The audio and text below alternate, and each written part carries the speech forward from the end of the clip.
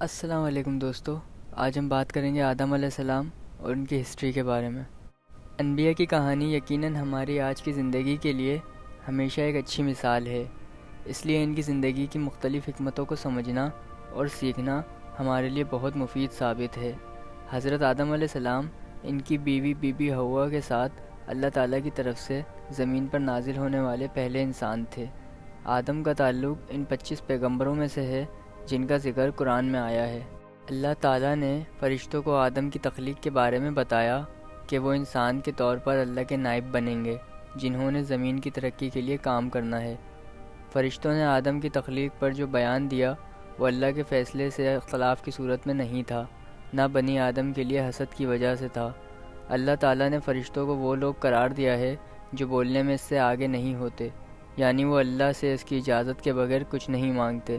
جب اللہ نے انہیں بتایا کہ وہ زمین پر ایک مخلوق پیدا کرنے والا ہے اور ان کے پاس علم ہے، تو فرشتوں کو صرف یہ فکر تھی کہ یہ مخلوق زمین پر فساد برپا کرے گی۔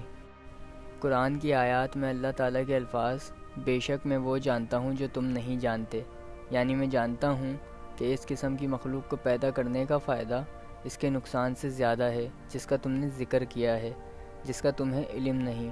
میں ان میں سے انبیاء اور رسول بھیجوں گا، میں نے ان میں سے سچے شہداء، صالح مومن، عبادت گزار، متقی علماء بھی پیدا کروں گا جو اپنے علم کو عاجز لوگوں تک پہنچاتے ہیں، اور اللہ سے محبت کرنے والوں اور اس کے رسولوں کی پیروی کرنے والوں تک بھی۔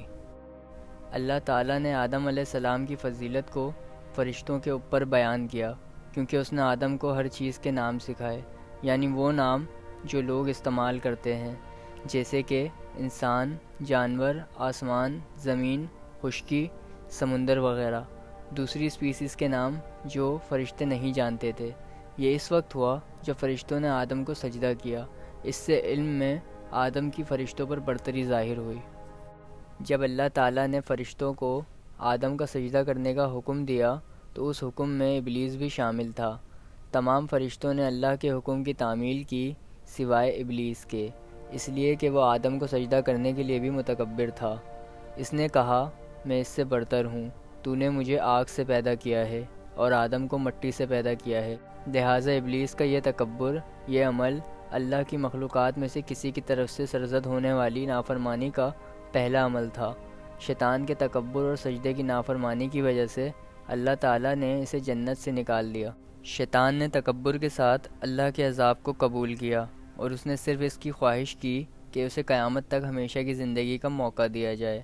اللہ نے اس کی درخواست منظور کر لی اور شیطان کو قیامت تک ہمیشہ کی زندگی کی اجازت دے دی گئی۔ شیطان اللہ کی عطا کردہ نعمتوں کا شکر گزار نہیں تھا، بلکہ اس نے آدم اور ان کی اولاد کو ہر طرف سے گمراہ کرنے کی دھمکی دی تھی کہ وہ انہیں سیدھا راستہ چھوڑنے پر آمادہ کرے گا، انہیں حرام چیزوں کی دعوت دے گا، انہیں مذہبی احکامات کو ختم کرنے اور ان پر اثر انداز نہ ہونے پر آمادہ کرے گا۔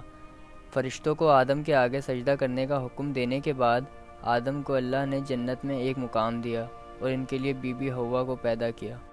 اللہ تعالیٰ نے آدم علیہ السلام سے فرمایا کہ اے آدم، تم اور تمہاری بیوی جنت میں رہو، لیکن اس درخت کے قریب نہ جانا ورنہ تم دونوں ظالموں میں سے ہو جاؤ گے۔ اللہ تعالیٰ کا یہ فرمان بنیادی طور پر آدم اور حوا کے لیے ایک امتحان تھا۔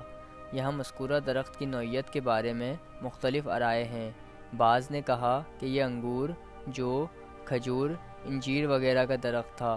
قرآن میں اور نہ ہی حدیث میں اس درخت کی نوعیت کے بارے میں کوئی صحیح حدیث موجود ہے۔ یہاں بات یہ ہے کہ اللہ تعالیٰ نے آدم اور ان کی بیوی کو جنت کے ایک مخصوص درخت کا پھل کھانے سے منع کیا تھا۔ آدم علیہ السلام اور بی بی حوا سمجھ گئے کہ انہیں اس درخت کا پھل کھانے سے منع کیا گیا ہے۔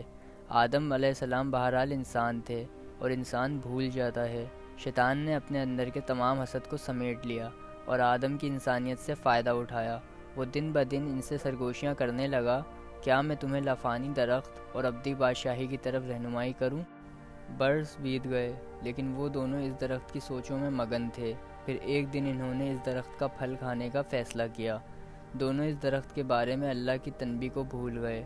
آدم نے اس کا ایک پھل چن کر بی بی حوا کو پیش کیا۔